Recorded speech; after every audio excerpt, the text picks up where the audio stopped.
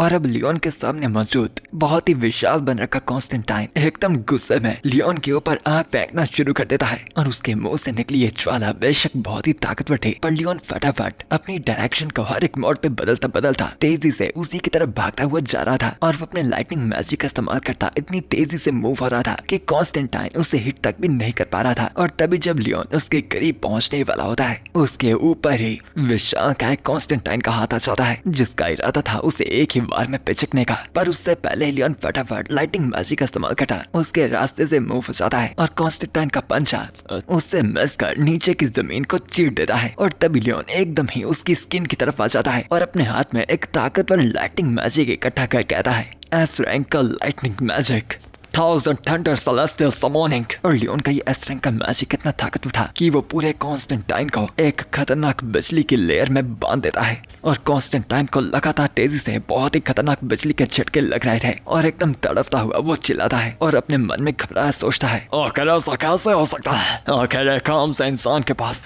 इतनी ज्यादा ताकत कैसे हो सकती है? नहीं नहीं नहीं, ये इंसान हमारी क्रिम्सन फ्लेम ड्रैगन क्लैन के लिए बहुत ही बड़ा खतरा है। मुझे कुछ भी हो जाए उसे यहीं पर नष्ट करना होगा। और अब कॉन्स्टेंटाइन की रेज और भी ज्यादा बढ़ गई थी। पर तभी लियोन उसकी तरफ आ रहा था कि उसे महसूस होता है जैसे आग की लहर ने उसे लपेट लिया है और तभी कॉन्स्टेंटाइन की ताकतवर ज्वाला सीधा तेजी से उसके ऊपर पड़ती है और हर जगह पर वहाँ पर कॉन्स्टेंटाइन गुस्से से लगातार अपनी आँख को उसके ऊपर ही फेंक रहा था, बार बार गुस्से से अपने मन में ये सोचता हुआ कि वो इस इंसान लियोन कॉस्मोड को कुछ भी कर जिंदा नहीं छोड़ सकता, जो कि अगर बच गया तो मुश्किलें बहुत ही हद से ज्यादा बढ़ सकती हैं। पर जब वह उसकी आँख की लहर उसके सामने से मिटती है, वो पाता है कि जिस तरफ वो लगातार आँख से वार कर रहा था, लियोन कॉस्मोड वहाँ पर मौजूद तक भी नहीं था, जिससे गुस्से में वो चिल्लाता है, ये हरामज़ादा इंसान आखिर अब ये कहाँ पर गया? कि तभी कॉन्स्टेंटाइन को अपने शरीर में कुछ महसूस होता है और वो फटाफट अपनी नजरें पीछे की तरफ घुमा कर देखता है तो उसकी बैग से एक तेज लाइटनिंग की रोशनी निकल रही थी और तभी लियोन उसके पीछे मौजूद कॉन्स्टेंटाइन को अपना चेहरा दिखाने के लिए अपना मास्क उतारता है और एकदम सीरियस हुआ बताता है, माफ करना पर मैंने रोज वाइज से वादा किया था, मेरा वादा था कि मैं उनकी रक्षा करूंगा और वो मेरा परिवार है जिसकी रक्षा अपने दिल से भी मैं हमेशा करते रहूंगा। और यहाँ एक तरफ हम ड्रैगन कैसल की तरफ देखते हैं नोआ और मुहन को, जो कि उसे टूटी हुई दीवार के पार देख रहे थे और मुहन एकदम खुशी से चिल्ला रही थी, नोआ वो देखो ये लाइटिंग मैजिक है, ये हमारे डैड है। और नोआ भी अपनी डैड की ताकत देखती इम्प्रेस हुई मुस्कुरा रही थी। और यहाँ एक तरफ रोज वाइस के कमरे में वो बच्चे को जन्म दे रही थी और एकदम दर्द में चिल्ला रही थी ताकि वो बच्चे को बाहर निकाल पाए और रोज वाइस भी अपनी पूरी मेहनत कर रही थी। तो लियोन भी पीछे न हटा हुआ उसके शरीर के अंदर जितना भी उसने इकट्ठा मैजिक किया था उस सभी बचे हुए मैजिक को अपने उस एक ताकतवर अटैक में इकट्ठा करने लगा है और एकदम पीछे से कॉन्स्टेंटाइन के सर के ऊपर आकर चिल्लाता है, मेरे पास जितना भी मैजिक बचा है मैं अपने सारे बचे मैजिक का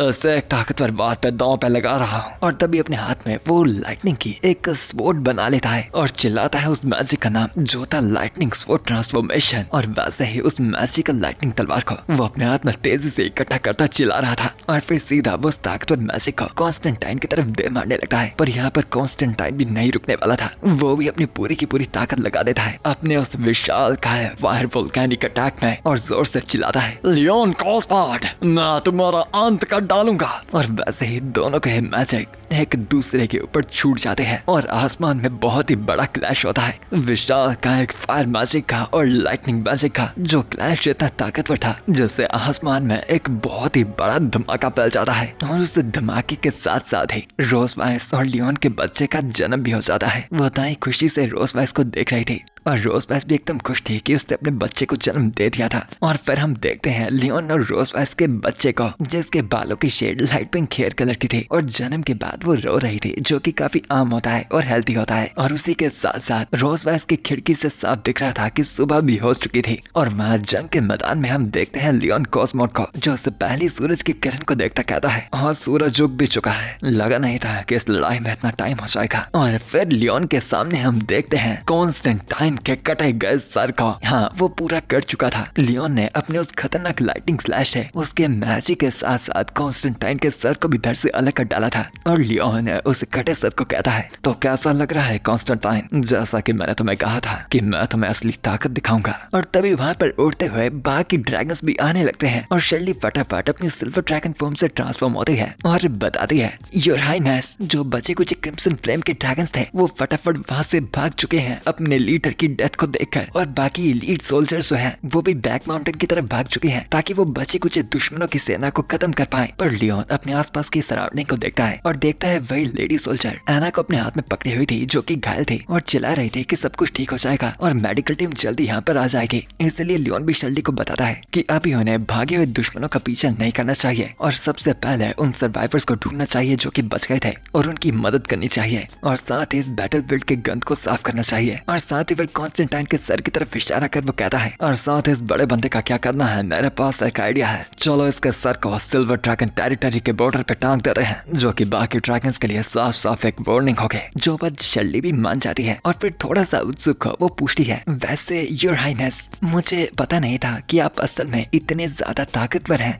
जिस पे लियोन मुस्कुराता कहता है, क्या हुआ तुम सरप्राइज हो गए, अगर चाहती हो तो यहीं पर एक ऑटोग्राफ साइन कर देता हूँ। जिस पे शर्ली मना करती है, नहीं नहीं रहने दो। और फिर मजाक छोड़ लियोन भी वहाँ से ज्यादा बताता है कि वो बाकी का काम अब शर्ली के ऊपर छोड़ता है क्योंकि अब उसे वहाँ से कहीं जाना था। और वो भी मान जाती है कि वहाँ से जाते जाते लियोन का ध्यान जाता है सिल्वर ड्रैगन क्लैन के सोल्जर्स के ऊपर जो कि अपनी टेयर्स को चेयर्स के तौर पे मिलाते हुए कह रहे थे, हो भाई लोग सिल्वर ड्रैगन क्लैन जीत गई यार, यस यस आखिरकार हमने सिल्वर ड्रैगन क्लैन को डिफेंड किया। और सभी अब लियोन के लिए चेयर करने लगे थे कि लॉन्ग लिव योर हाइनेस। कि लियोन भी अपनी गर्दन पकड़ता कहता है, अब जंग के बाद एकदम रिलैक्स होने के बाद मेरी बॉडी बहुत ही ज्यादा भारी लगने लगी है और जितनी भी ताकत मैंने इतने महीनों तक इकट्ठा की थी वो सारी की सारी खाली हो चुकी है। मेरी बॉडी पूरी अपनी लिमिट के पास है। मैं सरप्राइज नहीं होऊंगा कि अगर मैं यहीं पर बेहोश भी हो गया था। और वहाँ से जाते जाते वो काफी घायल सिल्वर ड्रैगन सोल्जर्स की लाशों को भी देख रहा था। पर लियोन हिम्मत करता दरवाजे के सामने खड़ा होता है और उसे खोलने से पहले सोचता है, मैंने इस जंग में अपनी पूरी मेहनत की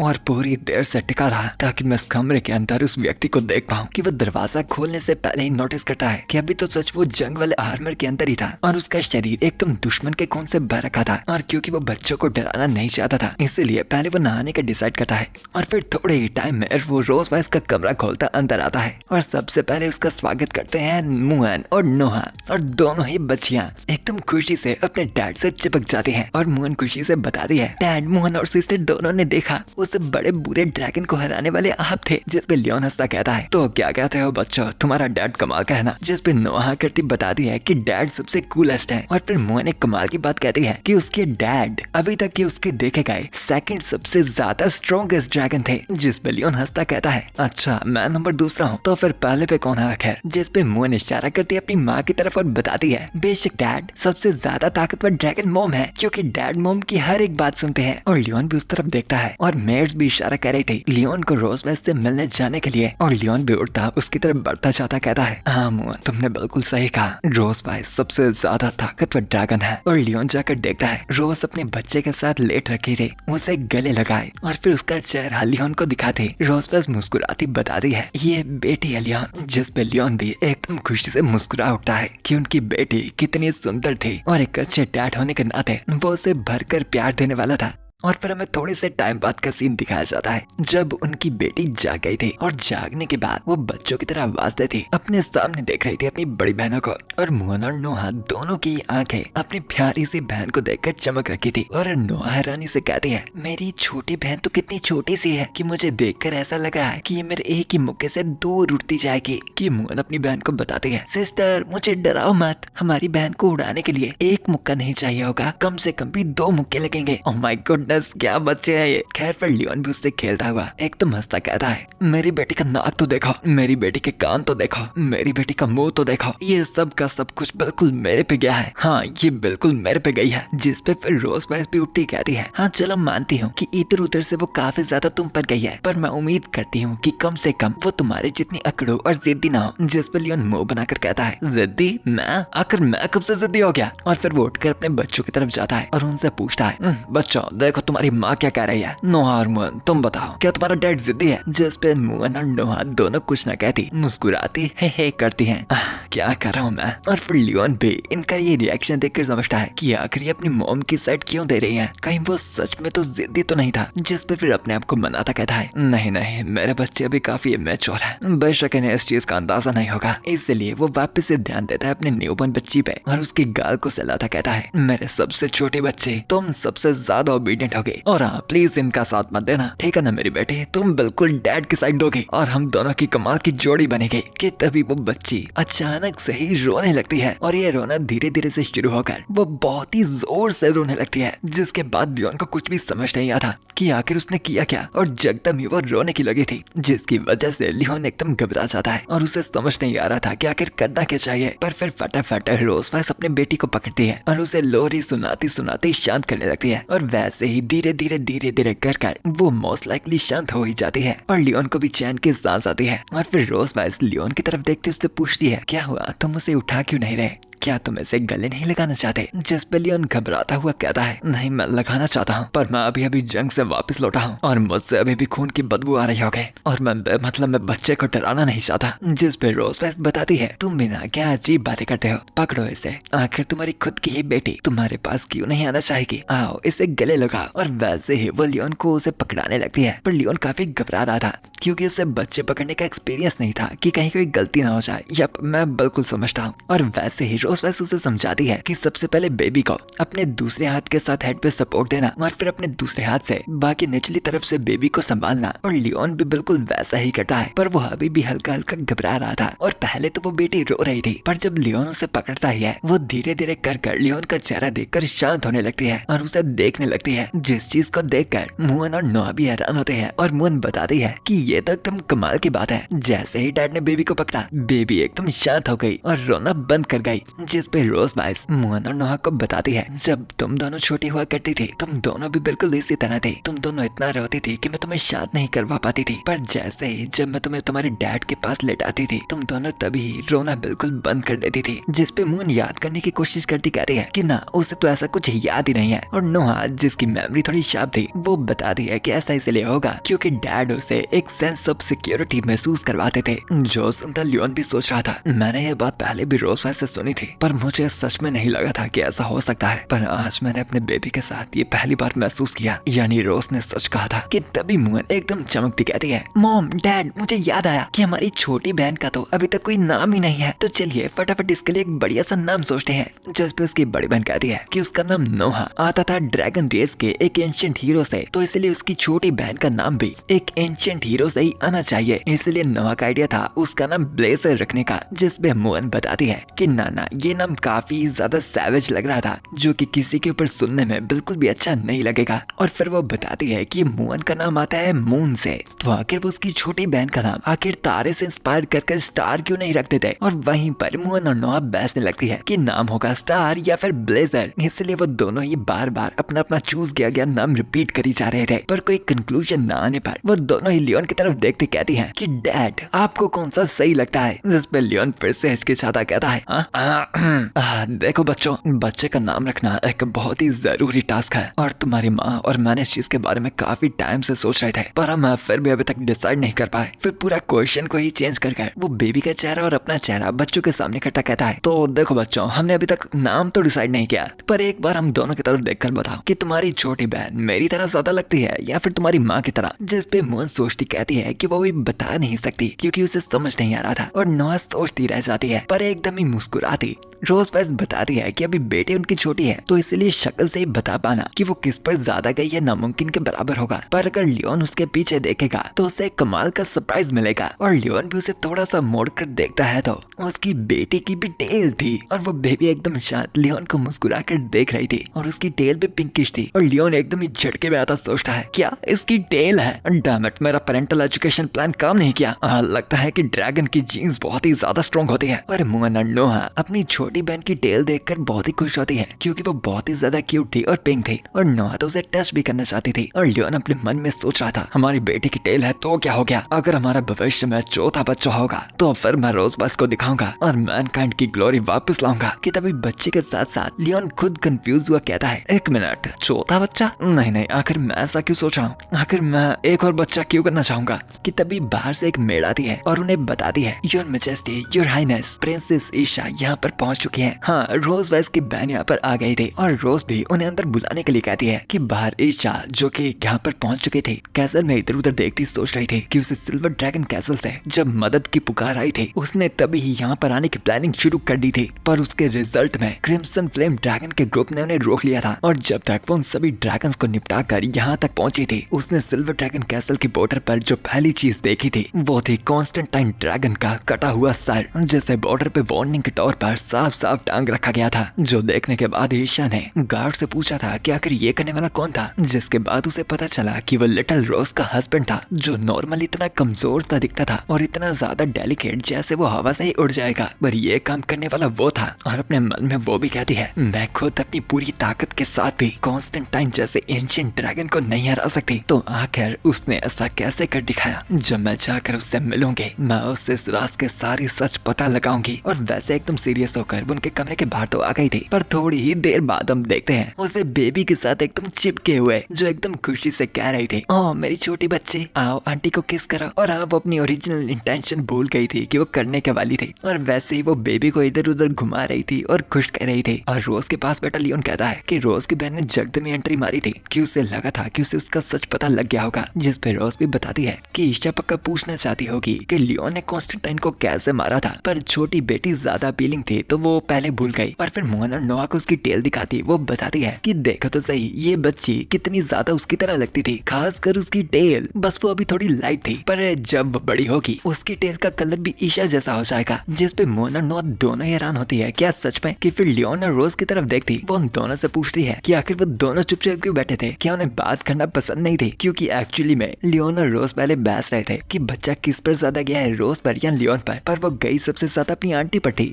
जिस पे लियोन भी कहता है कि आखिर उनकी बेटी के बाल और टेल पिंक क्यों थी, जिस पे रोज बताती है कि ये एटाविज्म का चक्कर हो सकता है, जिसका एक्चुअली में मतलब होता है कि कभी कभार बच्चों में एटाविज्म होता है तो वो कुछ ट्रेट रखते हैं अपने पेरेंट्स में से किसी एक के, पिछली पीढ़ी के। तो यहाँ पर भी उनकी बेटी ने रोज वाइस की प्रीवियस जनरेशन से ये ट्रेट लिया था, जैसे कि बिल्कुल उसकी बड़ी बहन थी जो कि एक रेड ड्रैगन थी। कि यहाँ पर ईशा उस बच्ची को कह रही थी, मेरी छोटी डार्लिंग, कि आंटी तुम्हें रेड ड्रैगन क्लैन ले जाए, फिर आंटी को कभी भी शादी और बच्चे करने की जरूरत नहीं पड़ेगी और अगले 100 सालों के बाद अगली रेड ड्रैगन क्वीन तुम बन जाओगी। जिस पे लियोन बीच में पड़ता है, सिस्टर ऐसा मत करो, जिस पे वो भी कहती है कि ये बस एक काम से जोक था, आखिर वो इतने डर क्यों रहे हैं। जिस पे लियोन कहता है कि उसे सिस्टर का भरोसा नहीं था, उसके जोक भी सीरियसनेस रखते हैं। पर फिर अचानक ईशा एकदम सीरियस हो जाती है और उनकी तरफ देखती पूछती है, तो अब काम की बात पर आते हैं, तो ब्रदर इन लॉ मुझे साफ साफ बताओ कि आखिर तुम हो कौन और तुम्हारी असलियत क्या है। और फिर ईशा धीरे धीरे कदमों से लियोन की तरफ बढ़ती है और लियोन जो कि उठकर थोड़ा सा पीछे हो गया था,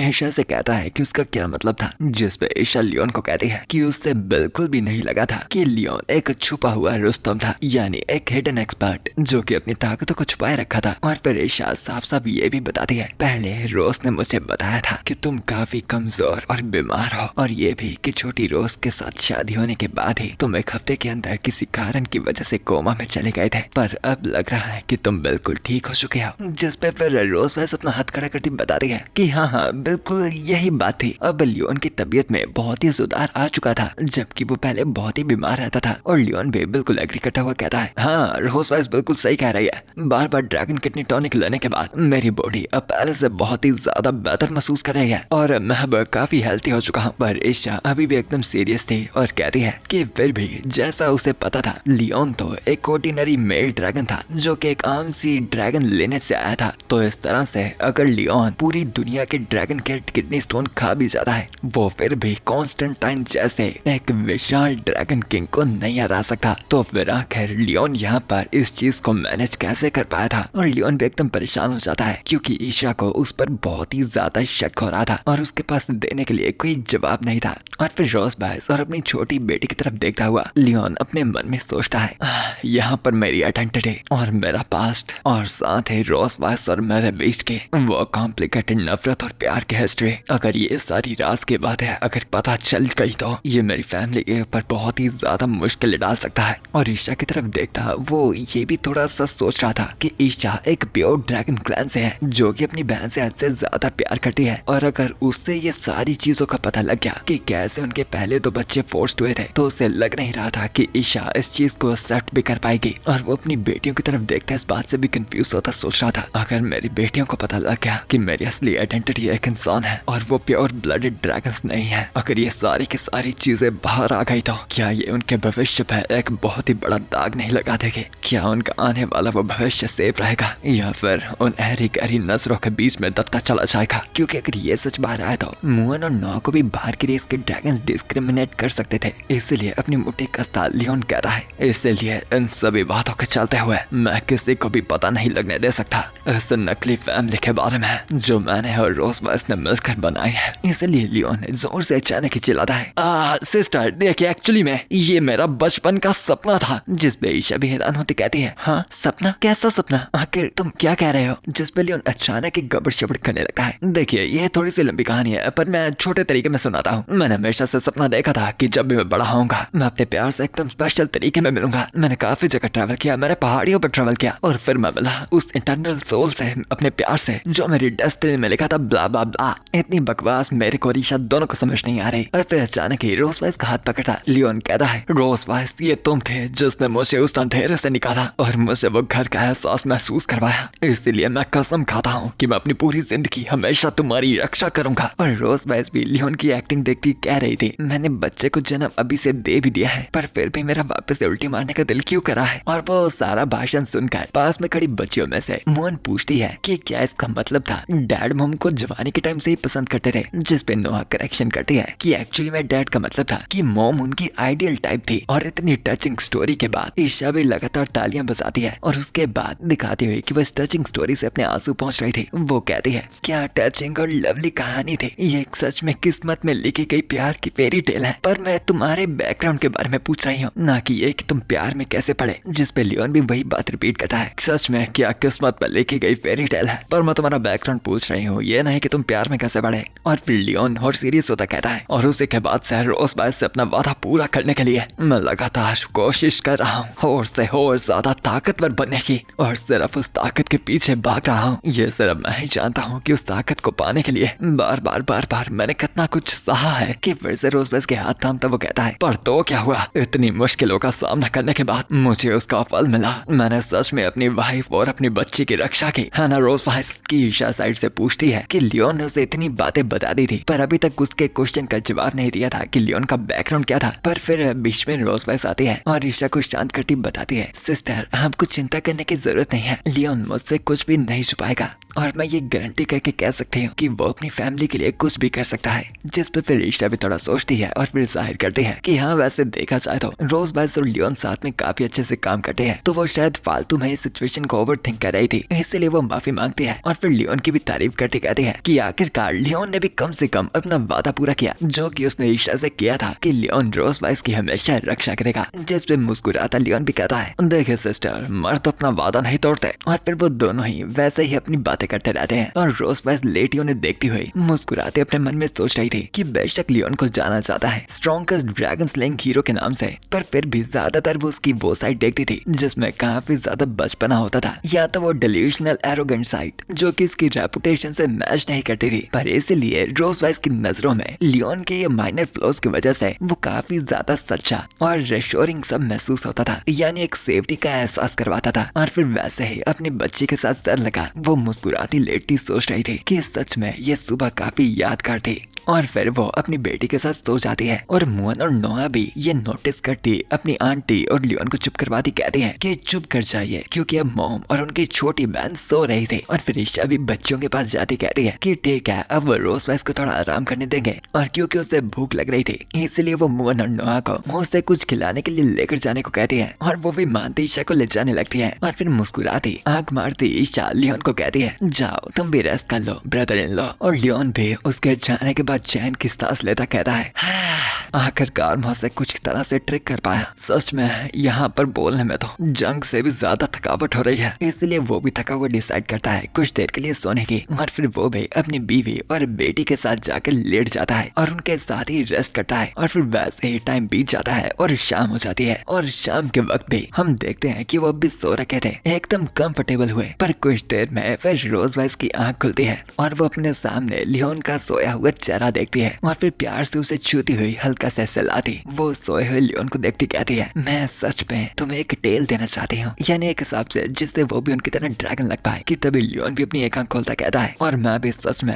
तुम्हारी ये टेल काटना चाहता हूँ। जिस पे रोज हैरान हो जाती है कि लियोन जाग रखा था हरामखोर, और फिर थोड़ी चिढ़ती उठती कहती है हाँ तो तुम सोए नहीं। जिस पे लियोन बताता है कि ऐसा नहीं था, वो सो रखा था, पर जब रोज वैसे उसकी तरफ घूरना शुरू हो गई थी तो उसे जाग आ गई। जिस पे रोज बताती है कि आखिर लियोन की तरफ कौन ही घूरेगा, और लियोन को ये कहने में शर्म आनी चाहिए क्योंकि वो तो बस उठकर अपनी बेटी को देख रही थी। जिस पे लियोन कहता है ठीक है, नहीं मानना चाहते तो मत मानो। और फिर थोड़ी चिंतित हुई रोज वैस कहती है कि सच में सुबह में काफी खतरा हुआ था, उसकी बहन ने कुछ नोटिस कर ही लिया था और वो सच भी जानना चाहती थी। जिस पे लियोन भी एग्री करता है हाँ तुम्हारी बहन को मेरी इंसानी आइडेंटिटी अभी भी पता चली जाती, पर हैरानी की बात यह है कि उस कॉन्स्टेंटाइन को मेरी आइडेंटिटी पहले से पता थी। जिस पे रोज को झटका लगता है कि आखिर ऐसा कैसे हो सकता है, और फिर लियोन से कंफर्मेशन लेती है कि कहीं लियोन कॉन्स्टेंटाइन से पहले कहीं मिल तो नहीं रखा। वेल देखा जाए तो मैं पहले भी क्रिम्सन फ्लेम ड्रैगन क्लास से लड़ रखा हूँ उस बैटलफील्ड के दौरान, पर मैंने उसे खुद कभी भी नहीं देखा, और साथ ही इस बार मैंने अपने आर्मर को बिल्कुल ही अलग कर दिया था ताकि उसकी क्लैन मुझे पहचान न पाए। पर जब कॉन्स्टेंटाइन ने मुझे देखा उसने सिर्फ मेरी इंसानी आइडेंटिटी ही साफ नहीं की बल्कि मुझे मेरे असली नाम लियोन कॉस्मोस से भी पुकारा। पर खैर अब वो गुजर चुका है तो मैं उससे सच भी बाहर नहीं निकलवा सकता। और सिचुएशन को एनालाइज कर रही रोज कह रही थी कि लियोन के इंसान होने की जानकारी पूरे सिल्वर ड्रैगन कैसल में ही किसी को नहीं पता थी, तो आखिर उसके पास ये जानकारी कहाँ से आ गई।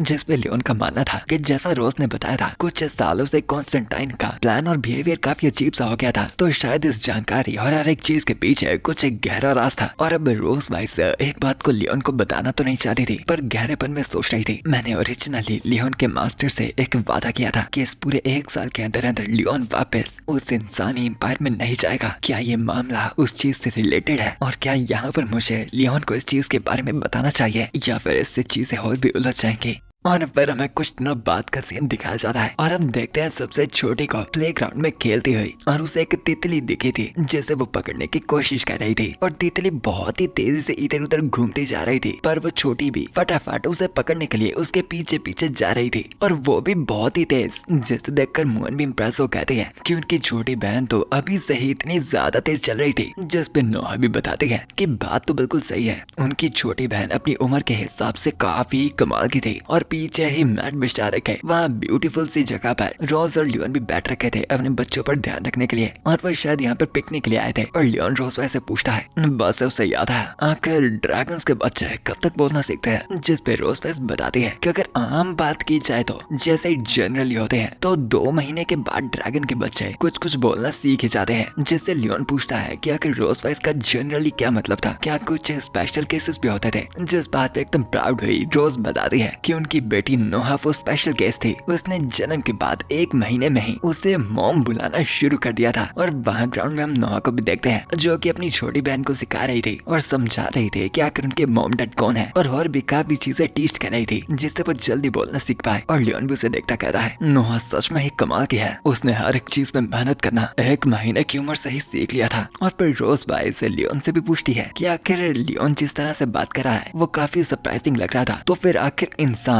कब तक बोलना सीखते थे, एंड इनका बोलना सीखने से मतलब है यानी बोलने की शुरुआत कब करते थे, क्लियरली बोलना नहीं। जिस पे लियोन बताता है इंसानों की उम्र के हिसाब से वो तब तक बात करना बिल्कुल भी शुरू नहीं करता है जब तक वो कम से कम 8 या फिर 12 महीने के आसपास नहीं पहुंचता है। जिस पे फिर रोज वैस तानाशाही तरीके से पूछती है तब फिर लियोन का क्या वो जल्दी बोलना सीख गया था, क्योंकि लियोन तो बहुत ही प्राउडली बताता था कि वो बचपन से एक बहुत बड़ा जीनियस था, तो क्या वो पैदा होता ही बोलना सीख गया था। जिस पे लियोन बराबरी करता कहता है नहीं तुम थोड़ा गलत हो, बल्कि मैं तो पैदा होते ही ड्रैगन्स को स्ले करना सीख गया था। जिस पे रोज कहती है घंटा इतना भी हमें ना ही बड़े लियोन तो बढ़िया है। और तभी नोहा फटाफट अपनी छोटी बहन को उठाकर अपनी मॉम के पास लेकर आती है और बताती है मॉम छोटी सिस्टर काफी थकी सी लग रही है। जिस पे रोज वाइस भी उसे खुद से पकड़ लेती है और अपने पास ही एक छोटे से बिस्तर पर सुला देती है। और क्योंकि बेबी थोड़ी थोड़ी आवाजें कर रही थी रोज वाइस उसे प्यार से ब्रेक लेने के लिए कहती है। और फिर लियोन मुहन और नोहा के पास जाता है और उन्हें बताता है अब बच्चों तुम्हें भूख तो नहीं लगी, डैड ने तुम्हारे लिए काफी स्वादिष्ट सैंडविचेस बनाए हैं, कुछ खाना चाहोगे।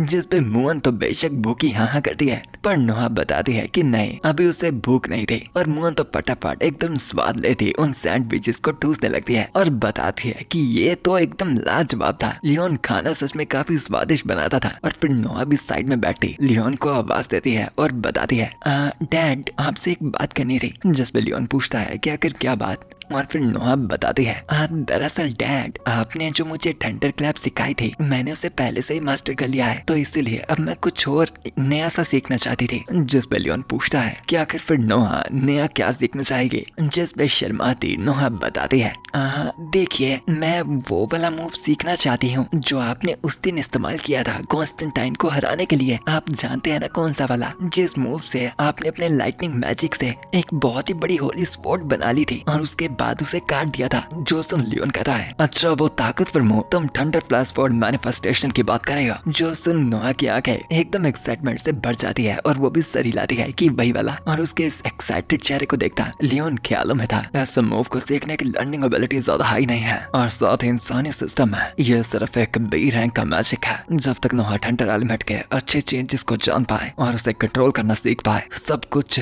सही रहेगा। पर अब लियोन के लिए परेशानी वाली बात ये थी कि उस रात जिस दिन उसकी कॉन्स्टेंटाइन से वो लड़ाई हुई थी, लियोन ने कॉन्स्टेंटाइन को जितनी जल्दी हो सके उतनी जल्दी हराने के लिए उसने जितना भी मैजिक इकट्ठा किया था पूरे महीनों तक स्टोर कर वो सारा ही उस लड़ाई में खाली कर दिया था। तो इस वक्त वो बी रैंक मैजिक का इस्तेमाल बिल्कुल भी नहीं कर सकता था कि तभी बीच में रोज वाइस भी कहती है, नोहा तुम्हारे डैड पिछले कुछ दिनों से काफी थक चुके हैं, तो वो तुम्हें मैजिक तब सिखा देंगे जब उनकी थकान खत्म हो जाएगी। जो सुन लियोन हैरान हो जाता है कि आखिर रोज वाइस उसकी मदद कैसे कर रही थी उसकी इज्जत बचाने में, आखिर हो क्या रहा था। और नोहा समझदार बच्चे होने के नाते कहते हैं कि हाँ बात तो सही है, डैड की हेल्थ सबसे ज्यादा इंपॉर्टेंट थी, तो फिलहाल उसका वो मैजिक सीखना ज्यादा जरूरी नहीं था। पर तभी रोज वाइस अपने शब्द थोड़े मोड़ती है और बताती है कि सिखाना तो बाद में हो जाएगा, पर उनका डैड उन्हें कम से कम वो मैजिक अभी डेमोन्स्ट्रेट कर तो दिखा सकता था। जो सुन नोहा एकदम खुश हो जाती है कि क्या सच में, और वो मैजिक देखना चाहती थी। और लियोन फिर से एकदम चिढ़ जाता है और रोज की तरफ देखता है जो कि तीखी मुस्कुराहट दे रही थी और परेशानी में कहता है, ये फीमेल ड्रैगन ने जानबूझकर मुझे सेटअप कर दिया, ये जान करके मेरे पास अभी मैजिक बहुत ही कम पड़ा है और मैं मैजिक इस्तेमाल नहीं कर सकता। और मोहन भी आती बताती है कि हाँ मोहन भी वो मैजिक देखना चाहती थी और डैड की तरह अपने हाथों में वो स्पोर्ट इकट्ठा करना चाहती थी। पर लियोन एकदम गुस्से की नजरों से रोज की तरफ देख रहा था, जिसके चलते रोज उसकी सिचुएशन बुरी करती है। क्या हुआ लियोन, मेरी तरफ क्यों देख रहे हो, तुम्हारी बेटियां मैजिक देखना चाहती है। डार्लिंग आखिर चुपचाप दिखाते क्यों नहीं। जिस पे लियोन भी चिड़ा हुआ उठता कहता है,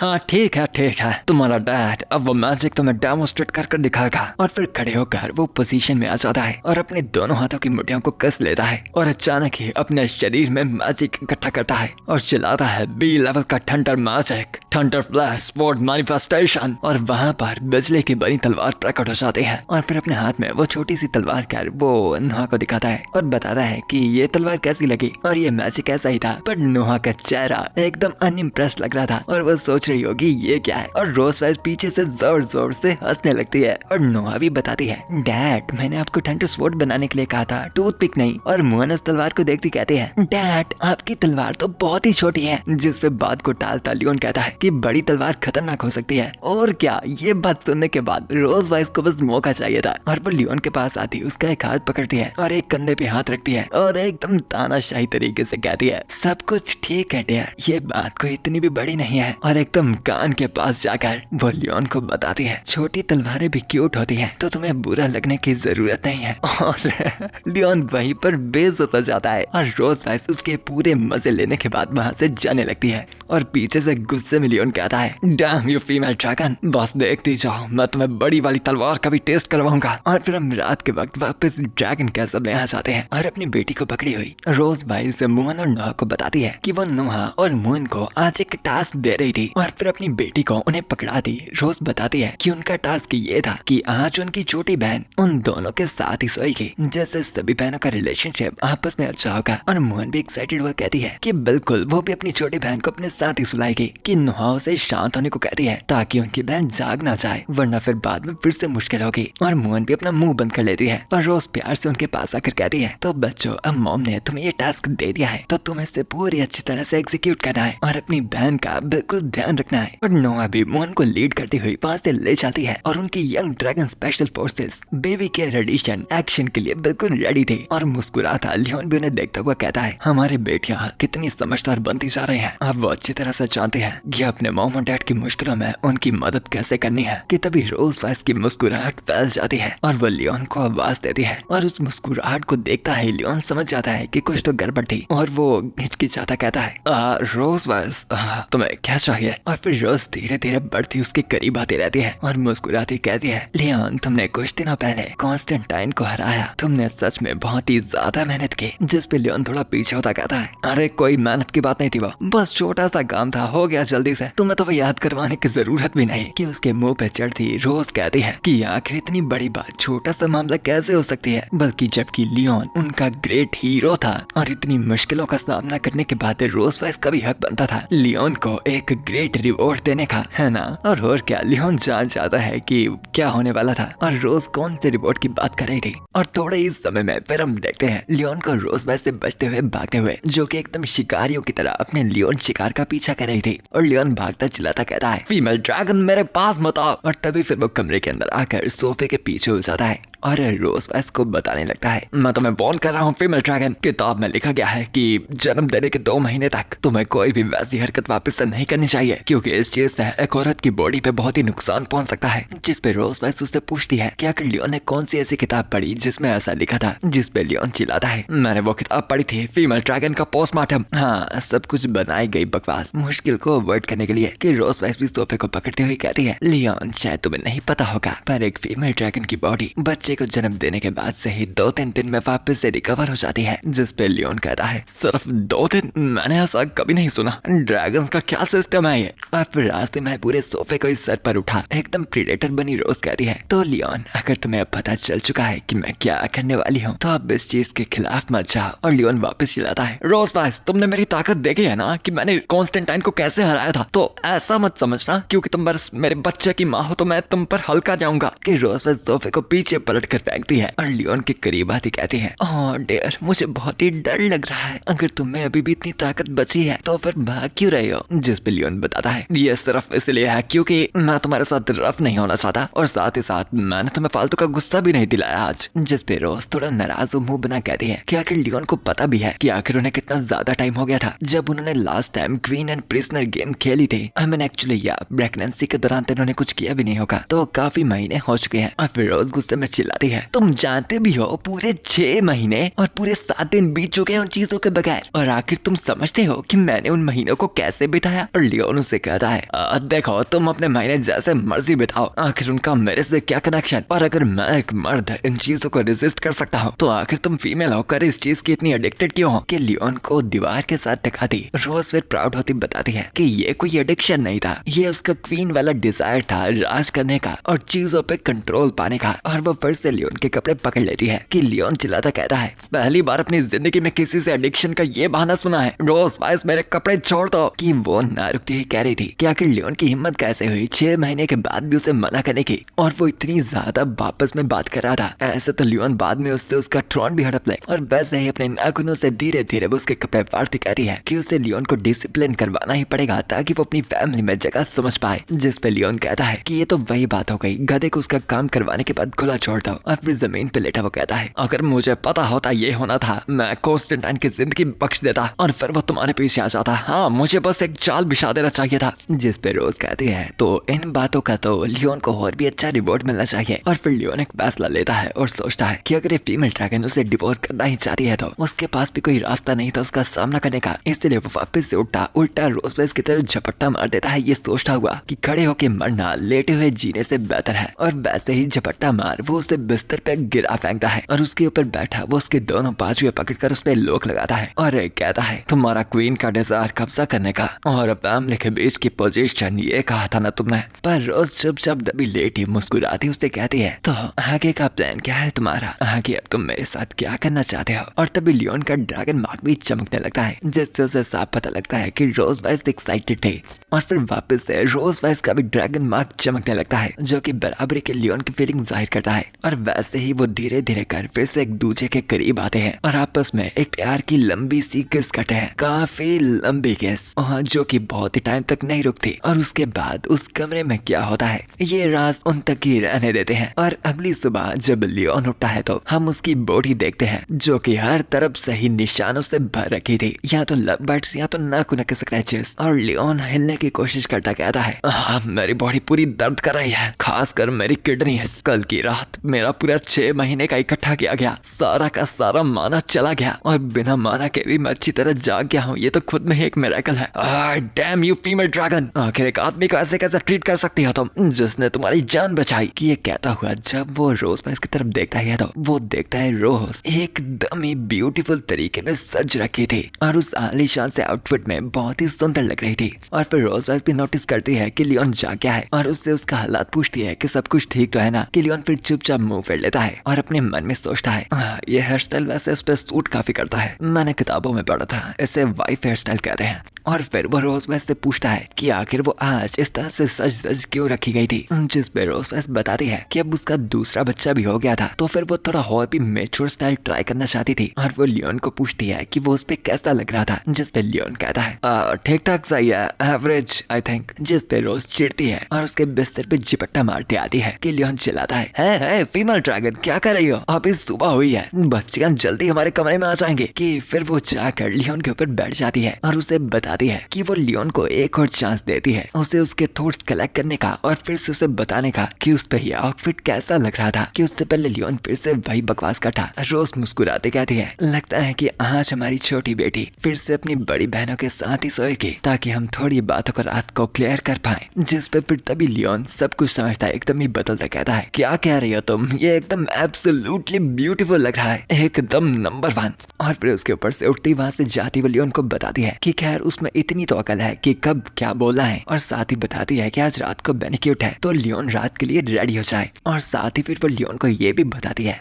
साथ ही साथ याद आया मेरे हस्बैंड होने के नाते तुम्हें अपनी एकदम अच्छी फिजिक बना कर रखनी है और साथ ही फिजिकल फिटनेस भी, तो चुपचाप एक्सरसाइज करना और जल्दी बिना ग्रीस के बुड्ढे मत हो जाना। जिस पे लियोन कहता है कि आखिर कैदियों को ये ऑब्लिगेशन कब से मिल गए। जिस पे रोज वाइस लियोन से पूछती है कि आखिर लियोन को क्यों लगता है कि उसने अभी तक उससे एग्जीक्यूट क्यों नहीं किया। जिस पे लियोन को जवाब देता है पर उसके बाद रोज कहती है इसकी एक खास वजह ये है लियोन, मैं चाहती हूँ कि तुम हमेशा हमेशा के लिए मेरे कैदी बन के रहो पूरी जिंदगी और कभी भागने के बारे में सोचा तक ना। और अभी शाम हो जाती है और हम रोज वाइस को देखते हैं एक स्टेज में अनाउंसमेंट देते हुए जो कि बता रहे थे कि भले ही उनका सिल्वर ड्रैगन कैसल जीत चुका था इस क्रिम्सन फ्लेम ड्रैगन द्वारा किए गए स्पेशल सरप्राइज अटैक से, पर उसके बावजूद भी उन्होंने काफी लॉसेस खाई थी। वो बताती है कि इस लड़ाई के अंदर उन्होंने 234 सिल्वर ड्रैगन सोल्जर्स को खो दिया था और वो लोग जिसमें उनके परिवार के मेंबर्स इंक्लूडेड थे वो काफी रो रहे थे। और रोज अनाउंस करती कहती है कि सभी की तरह ही वो भी बहुत ही ज्यादा निराश है उन साथियों के सैक्रिफाइस से जिन्होंने इस जगह की रक्षा की थी और इसी वजह से उन सर्वाइवर्स को भी उनका बलिदान जाया नहीं जाने देना और वापस मजबूत बनना है। और आज वो वहाँ पर इकट्ठा हुए थे उन लैंटर्स को छोड़ने के लिए जो कि उन्होंने उन वॉरियर्स के लिए बनाए थे। और हम देखते भी हैं उन्हें वो बनाए गए लैंटर्स को हवा में छोड़ते हुए। और हाँ, अब एना भी ठीक हो चुकी थी और लियोन अपनी बच्चियों को संभालता हुआ उन लैंटर्स को देख रहा था। और रोजवेस की स्पीच जारी थी जो बता रही थी कि लैंटर्स की लाइट उन फॉलन हीरोज की आत्मा को गाइड करेगी ताकि इस वर्ग में उन सभी की स्पिरिट्स आजाद फिरे। और थोड़े ही पलों में सभी लैंटर्स को छोड़ने के बाद हम आसमान को एकदम सुंदर सा देखते हैं। हाँ, उन लैंटर्स से वो बहुत ही ज्यादा खूबसूरत दिख रहा था। और अब टाइम बाद मेमोरियल सर्विस के बाद एक सेलिब्रेशन बैंक्वेट किया जाता है। सभी लोग खा रहे थे, पी रहे थे, चीयर्स कर रहे थे। और यहाँ पर एक तरफ हम लियोन को देखते हैं जो कि अपनी छोटी बेटी का ध्यान रख रहा था और उसके पास ही शर्ली आकर उसे बताती है योर हाइनेस आप यहाँ पे क्या कर रहे हैं, आप इस पिक्चर के मेन कैरेक्टर हैं जिसकी वजह से ये सेलिब्रेशन बैंक्वेट रखा गया है। जिस पे लियोन अपने सामने रोज वाइस को देखता है जिसने अभी भी उस बैंक्वेट में हिस्सा ले रखा था और उसे देखता बताता है नहीं, भीड़ भाड़ के बीच में रहने से अच्छा मैं अपने बच्चे का ध्यान रखूं। और शर्ली लियोन को बताती है कि काफी सारे ड्रैगन्स लियोन को देखना चाहते थे क्योंकि कि आखिरकार लियोन उनका हीरो बन चुका था, जिसने सिल्वर ड्रैगन क्लैन की रक्षा की थी। जिस पे मुस्कुराता लियोन कहता है, नहीं मैं कोई हीरो नहीं हूँ, नहीं मेरे बारे में किसी को जानने की जरूरत है। और यहाँ पर उसकी छोटी बेटी उसे हल्का हल्का काट रही थी और शर्ली लियोन की बात सुनकर सोचती है कि बिल्कुल हर मैजेस्टी की तरह प्रिंस भी एकदम ताकतवर थे, पर फिर भी वो खुद से लो प्रोफाइल रखना पसंद करते थे। और फिर एकदम समझदार तरीके से वो सोचती है कि शायद एक ताकतवर व्यक्ति का माइंडसेट ऐसा ही होता है, इसीलिए वो इस सीख को याद रखेगी जो कि आगे जाकर उसके काम आएगी। और वहाँ पर रोज वाइस लोगों के बीच में हिस्सा ले रखे थे और लोग बातें कर रहे थे कि हर मैजेस्टी ड्रिंकिंग में बहुत ही अच्छी थी और वो हर एक टोस्ट को एक्सेप्ट करती थी, पर फिर भी कभी भी नशे में नहीं लगते थे। जिसकी तरफ देखता लियोन सोचता है, तुम्हारा शरीर अभी तक पूरी तरह से रिकवर नहीं हुआ, तुम्हें अब रेस्ट कर लेनी चाहिए बेवकूफ ड्रैगन। और फिर अपनी बेटी को प्यार करता रोज का मजाक बनाता वो कहता है, देखो मेरी बच्ची, बिल्कुल भी भविष्य में अपनी माँ की तरह मत बनना और हर वक्त सही टाइम पे रेस्ट लेना और बिल्कुल भी वर्कहॉलिक मत होना, वरना डैड को तुम्हारे लिए बुरा लगेगा।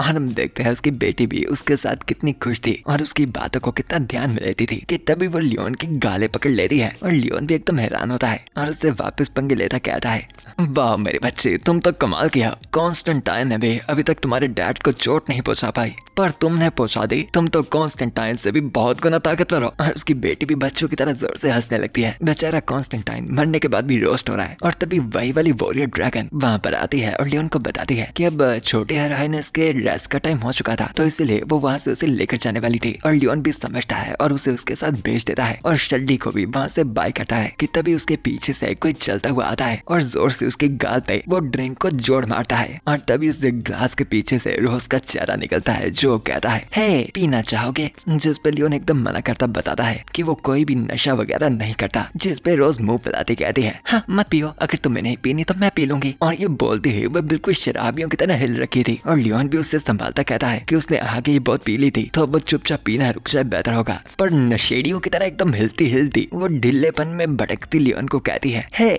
आखिर तुम हिले क्यों जा रहे हो? चुपचाप सीधे खड़े हो जाओ ना। फीमेल ड्रैगन, ये तुम हो जो हिल रखे है। और फिर उसे संभालता हुआ उससे पूछता है, पता नहीं तुमने कितने का पी लिया है, अब चुपचाप यहाँ पर बैठकर रेस्ट करो। और रोज हिली हुई कहती है कि उसे लगता है कि ये दुनिया असल में बैंगन है। जिस पे लियोन कहता है कि अगर ये बात है तो वो भी इस दुनिया में गाजर काट काट कर फैला देता है और फिर इस दुनिया का एक अच्छा सा गाजर बैंगन का स्ट्यू बन जाएगा। जिस पे रोज एकदम हंसने लगती है कि लियोन तो एक नंबर का जीनियस है। और फिर वो दोनों साथ में बैठ जाते हैं और अब फाइनली चैन की सांस लेती रोज कहती है कि एक क्वीन बनना कितना सिर दर्द का काम था और बिल्कुल भी फन नहीं था। जिस पे लियोन तानाशाही तरीके से पूछता है, अच्छा अगर ये करने में तुम्हें मजा नहीं आता तो फिर तुम आखिर इसे इतने सीरियसली करती क्यों? अगर इतना ही दिल नहीं करता तो थ्रोन मुझे दे दो और मैं तुम्हारे लिए सिल्वर ड्रैगन्स का लीडर बन जाऊंगा, तो क्या कहती हो? जिस पे तभी एकदम लियोन को टीज करती हुई रोज बताती है कि थ्रोन कुछ खास चीज नहीं है, वो असल में बस एक पिंजरा है और जिस मोमेंट में लियोन उसके ऊपर बैठ जाएगा उसकी जिंदगी सिर्फ उसकी नहीं होगी बल्कि इस राज्य की हो जाएगी। इसीलिए एकदम प्राउड होकर रोज ऐसे बताती है, पर चिंता मत करो, मैं तुम्हारे लिए उस केज पर बैठूंगी और अपने काम को एकदम अच्छे से करूंगी। कौन कहता है कि मैं इस दुनिया की बेस्ट क्वीन नहीं बन सकती? और फिर वो लियोन को कहती है, लियोन बताओ मुझे, मैं इस दुनिया की बेस्ट क्वीन हूँ। जिस पे लियोन कहता है, हाँ बिल्कुल तुम इस दुनिया की बेस्ट क्वीन हो। लियोन अब बताओ मुझे कि मैं इस दुनिया की बेस्ट क्वीन हूँ, दुनिया के बेस्ट कैदी के साथ। और फिर लियोन की थोड़ी अजीब तरह से तारीफ करती हुए उसे कहती है कि वैसे लियोन है कैदी पर काफी ताकतवर कैदी, वरना उसे लगता था वो हमेशा बड़ी बड़ी बातें करता था। जिस पे लियोन कहता है, बेशक मैं ताकतवर हूँ, तुम्हें क्या लगता था मैंने बस कह दिया कि मैं दुनिया का सबसे ताकतवर ड्रैगन स्लेयर हूँ और पूरे अंबार ने मान लिया? पर फिर से तानाशाही तरीके में रोज कहती है, क्या फायदा ताकतवर होने का, आज जाकर तुम 3 साल पहले मुझसे पकड़े गए। जिस पे लियोन कहता है, देखो मुझे धोखा दिया गया था वरना मैं पहले से ही। और फिर रोज बस उससे पूछती है कि आखिर लियोन ने उसके साथ क्या किया था और लियोन उस हादसे को याद करता कहता है, देखो मेरी गलती नहीं थी, तब हम दुश्मन थे और वह इस बात को इस तरह से नहीं कहना चाहता था। पर लियोन को समझ नहीं आ रहा था कि आखिर वो उन शब्दों को क्या क्यों नहीं पा रहा जो उसकी जुबान पर रख रखे थे। क्या उसे उस फीमेल ड्रैगन पे तरस आ रहा था? और फिर रोज बस लियोन से पूछती है कि क्या फिर लियोन का मतलब है कि अब वो आपस में दुश्मन नहीं है? जिस पे लियोन बताता है कि नहीं, वो भी दुश्मन है जो कि साथ में 3 बच्चों को पाल रहे हैं। जिस पे रोज बस गुस्से से लियोन की गालें पकड़ लेती है और कहती है, हरामखोर, चाहे ये दुनिया पूरी खत्म क्यों ना हो जाए, तुम्हारा तेज मुंह और जुबान हमेशा वैसी ही रहेगी, है ना? और क्योंकि रोज बस ने उसकी गालें गाली खींचना शुरू की थी। लियोन भी वापस ना रुकता उसकी गाली खींचने लगता है और रोज वाइस कहती है कि वो नहीं रुकेगी जब तक लियोन मानता नहीं कि वो उसका प्रिजनर है। और फिर वैसे ही वो एक दूसरे को कहने लगते हैं उनकी गाली छोड़ने को। और यहाँ एक तरफ हम बैंक्वेट में देखते हैं मोहन और नोहा को शर्ली के साथ एंजॉय करते हुए, और यहाँ लियोन और रोज वाइस एक दूसरे की गाली खींच रहे थे। और वो दोनों ही डिसाइड करते हैं कि 3 के काउंट पे वो एक दूसरे की गालों को छोड़ देंगे। पर 3 का काउंट पूरा होने के बाद भी दोनों में से एक भी गालों को नहीं छोड़ता। और फिर वो फिर से बहसने लगते हैं कि इस बार तो पक्का। और यहाँ बैंक्वेट में अभी भी टेस्टी खाना खाकर शर्ली, मोहन और नोहा एंजॉय कर रहे थे। और यहाँ पर एक तरफ लियोन और रोज वाइस 3 बच्चों के पेरेंट्स होने के बावजूद भी अभी भी बच्चों वाली हरकतें कर रुके थे। और इतनी देर तक गाले खिंचवाने के बाद रोज वाइस को भी नशे से काफी होश आ चुकी थी। और तभी रोज वाइस लियोन से पूछती है, ओ हाँ सच,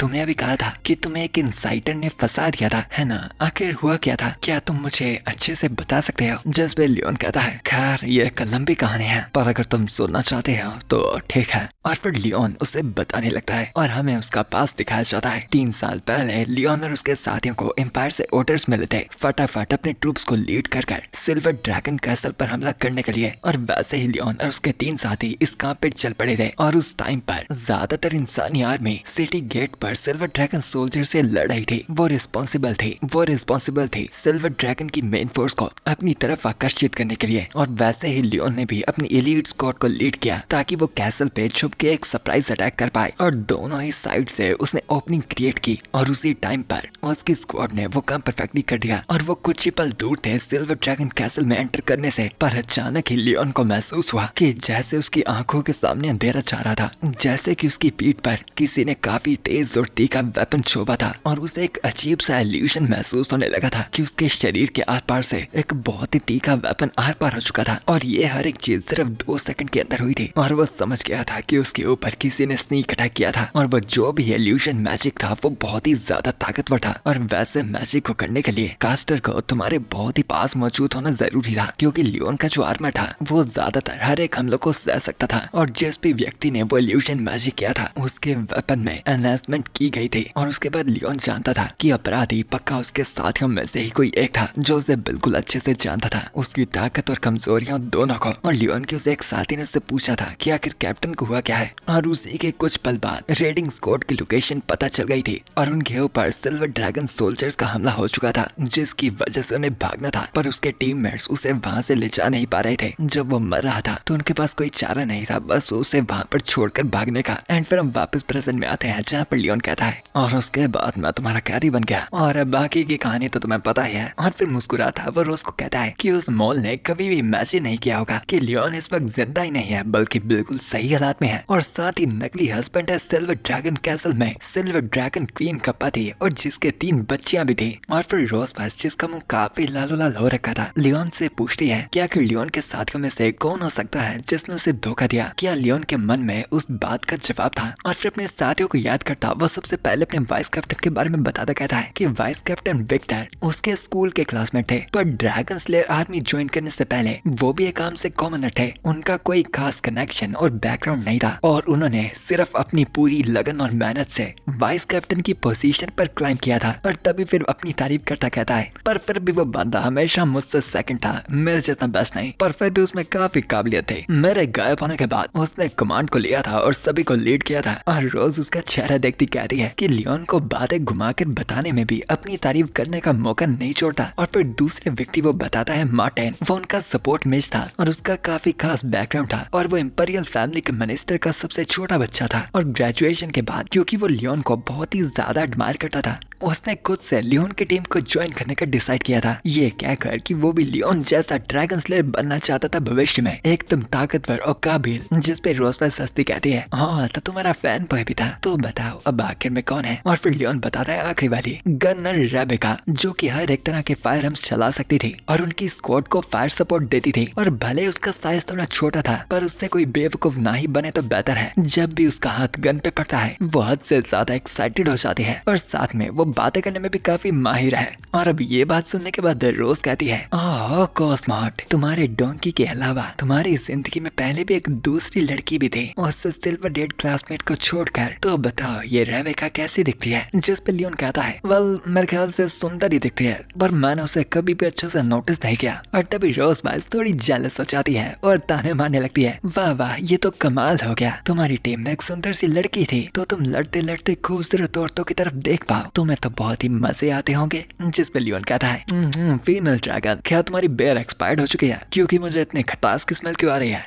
कि तभी रोज गुस्से से उस ड्रिंक को तोड़ देती है और फिर से पूछती है कि आखिर उसे किस चीज की स्मेल आ रही थी। पर लियोन बैक टर्न करता बताता है, अरे शांत हो जाओ, बस मजाक कर रहा था, जो भी है वो मेरे टाइप की नहीं थी। और तभी उसकी शर्ट से पकड़ती खींचती रोज चिढ़ती पूछती है, तो फिर बताओ मुझे आखिर तुम्हारे टाइप की कौन सी है? जिस पे लियोन हिचकिचाता कहता है, अरे तुम जानते तो हो मेरी टाइप की कौन सी है, मुझे सिल्वर हेयर पसंद है। और तभी रोज अचानक से एकदम शांत हो जाती है और फिर डाउन होकर सीधा लियोन की झोली में आकर गिर जाती है, क्योंकि शायद बातों ही बातों में फिर से काफी जेलस होकर उसने बहुत ड्रिंक पी ली थी। और ये देखता कि वो जगदम ही सो गई है, लियोन भी उसे ध्यान से उठाता है और प्रिंसेस कैरी कर वहाँ से लिचाने लगता है। ये कहता हुआ, सच में कहीं भी सो जाती है, ऐसा सुलाकर मुझे भी अपने कमरे में सोने जाना पड़ेगा। और फिर वैसे ही वापस अगले दिन का सीन आता है और रोज वैस को हम गार्डन के एक झूले में बैठा हुआ पाते हैं और वो एकदम चिंतित हुई परेशान सोच रही थी। कॉन्स्टेंटाइन की इस जंग के बाद हर तरफ मिस्ट्री ही मिस्ट्री फैल चुकी है। हर एक चीज लियोन के मास्टर की मीटिंग के बाद ही शुरू हुई, जिससे मुझे हल्का सा शक होने लगा था कि क्या लियोन भी इस चीज में इन्वॉल्व तो नहीं है, चाहे डायरेक्टली और इनडायरेक्टली। आखिर वो लोग उससे क्या चाहते हैं? और उसे अब सेकंड थॉट्स भी आने लगे थे, क्योंकि ओरिजिनली वो पूरी जिंदगी लियोन को अपने साइड में अपने प्रिजनर जैसा रखना चाहती थी, पर अब उसे सेकंड थॉट्स आना शुरू हो चुके थे, क्योंकि लॉजिकली देखा जाए तो लियोन को वहाँ पर वापस जाने की जरूरत थी अगर वो इन मिस्ट्रीज को सुलझाना चाहता था जो धीरे धीरे कर बढ़ती जा रही थी। और इमोशनली टाइगर के एक्शंस को लियोन के कोऑपरेशन और सपोर्ट की जरूरत पड़ सकती है। और साथ ही लियोन को इन चीजों के बारे में अभी या फिर बाद में पता चल ही जाएगा और वो इस जगह को जल्दी या फिर लेट छोड़कर चला ही जाएगा। वो इस चीज को हमेशा से जानती थी, पर उसे अंदर से फिर भी अनकंफर्टेबल सा लग रहा था कि तभी उसे एहसास होता है कि आखिर ऐसा क्यों था। क्या वो उसे अपनी साइड से जाने नहीं देना चाहती थी? और फिर अच्छे से समझते वो सोचती है, इन कुछ महीनों में इतनी सारी चीजें हो चुकी हैं, मेरा रिश्ता लियोन के साथ धीरे धीरे कर बहुत ही ज्यादा हद तक बदल चुका है। बेशक हम दोनों एक तरह के नहीं है, पर फिर भी लियोन बहुत ही ज्यादा रिस्पॉन्सिबल है, वो बहुत ही ज्यादा अपराइट है और हर एक व्यक्ति से ज्यादा जिससे भी अभी तक मैं मिली हूँ वो एकदम क्वालिफाइड हस्बैंड है और एक कमाल का पिता। इस वक्त ये सिर्फ लियोन की वजह से है कि मेरी बच्चियाँ इस जिंदगी को एकदम एंजॉय कर पा रही है और मेरा रिश्ता भी अपनी बच्चियों से इतना बढ़ चुका है। मैं जानती हूँ कि मेरे लिए वो एक कोई प्रिजनर नहीं है, वो मेरे लिए मेरे परिवार का हिस्सा बन चुका है। यस फाइनली रोज बाइस को अपनी फीलिंग्स का रियलाइजेशन हो चुका था और वो एकदम थकी हुई इन सोचों से परेशान थी कि तभी लियोन पीछे से आकर उसके झूले को हिलाने लगता है और उससे आकर पूछता है, आखिर इतनी परेशान क्यों लग रही है, क्या स्विंग में मजा नहीं आ रहा है योर मैजेस्टी? और रोज उसे पूछती है कि आखिर लियोन यहाँ पर क्या कर रहा था और लियोन उसके पास आता कहता है, नहीं बस तुम आज बहुत ही बुरे मूड पे लग रही थी, कुछ हुआ है क्या?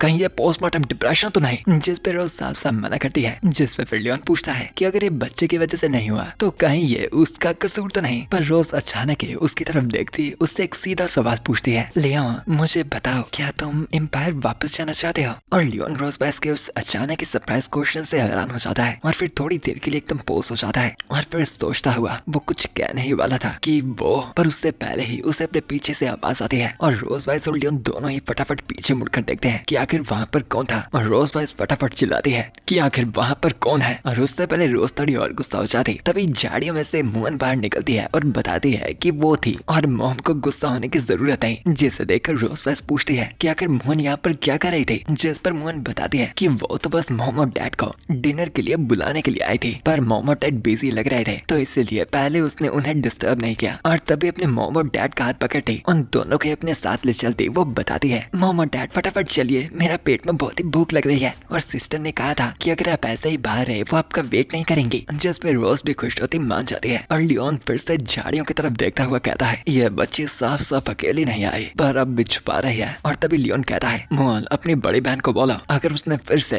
कभी भी मॉम और डैड पर चुपकर से नजर रखी उसका डैड उसे मैजिक नहीं सिखाएगा। जिस पे तभी नोआ भी झाड़ियों से बाहर आ जाती है और चिल्लाती बताती है कि नहीं ऐसा नहीं होना चाहिए और मोहन उस पर हंसने लगती है कि आखिर उसकी सिस्टर कैसे बेवकूफ बनकर पकड़ी गई। और अब रोज उसे भी पूछती है कि वो दोनों दोनों यहाँ पर क्या कर रहे थे। जिस पे नोहा बताती है कि उन दोनों ने ही चुपके से डैड का पीछा किया था। जिस पे लियोन उनकी तारीफ करता है, लगता है कि तुम दोनों की स्टेल्थ स्किल काफी बढ़ चुकी है कि हमें पहले पता तक न लगा। और फिर खाना वाना खाकर रात का समय हो जाता है और रोज वाइस अपनी छोटी बच्ची को भी बिस्तर पे सुला देती है और उसे प्यार करती है। और लियोन भी उसके पास आकर पूछता है कि उनकी बेटी सो गई है। जिस पे रोज वाइस लियोन को उसकी आवाज कम रखने को कहती है ताकि छोटी बच्ची जाग न जाए। और फिर लियोन उसे कहता है, मैं मून के साथ थोड़ी देर खेल कर आ चुका हूँ और साथ में ही नोहा को कुछ और मैजिक स्किल सिखा दी है और जाने से पहले दोनों के गले भी मिल चुका हूँ जैसा कि तुमने कहा था। और फिर रोज वाइस धीरे सी आवाज में उसे कहती है कि ये बात वो कहीं और जाकर करते हैं क्योंकि उसे लियोन को एक और बात बतानी थी जो कि उसने पहले नहीं बताई। जिस पे लियोन भी मानता है और फिर दोनों वेरांडा में आ जाते हैं और रोज वाइस सारी ही लियोन के मास्टर की बातें बता देती है कि टाइगर ने उसे क्या क्या बताया था। जो बातें सुनकर लियोन कहता है, तो मास्टर ने मुझे कहा है एम्पायर में 1 साल तक ना लौटने के लिए। और फिर रोज वाइस आगे की बात कंटिन्यू करती बताती है, जब तुम्हारे मास्टर को मुझसे पता चला कि तुम अभी तक जिंदा हो, उन्होंने मुझे ये कहने के लिए कहा था और मुझे देखकर ऐसा लग रहा था कि तुम्हारे मास्टर ने किसी चीज को करने का फैसला कर रखा है, वो भी पूरी शिद्दत से। और जब मैंने वापस से उस वैली में एक ड्रैगन को भेजा था, तुम्हारा मास्टर और उसकी वाइफ पहले से ही उस जगह को छोड़कर जा चुके थे। और फिर रोज कहती है कि लियोन के मास्टर ने सेक्लूशन की जिंदगी छोड़ दी थी और अपनी वाइफ के हर एक निशानों को भी मिटा दिया था जिससे उसकी वाइफ तक कभी पता नहीं लगाया जा सकता। और ऐसा लग रहा था कि वो जो भी करने वाला था वो काफी खतरनाक होने वाला था।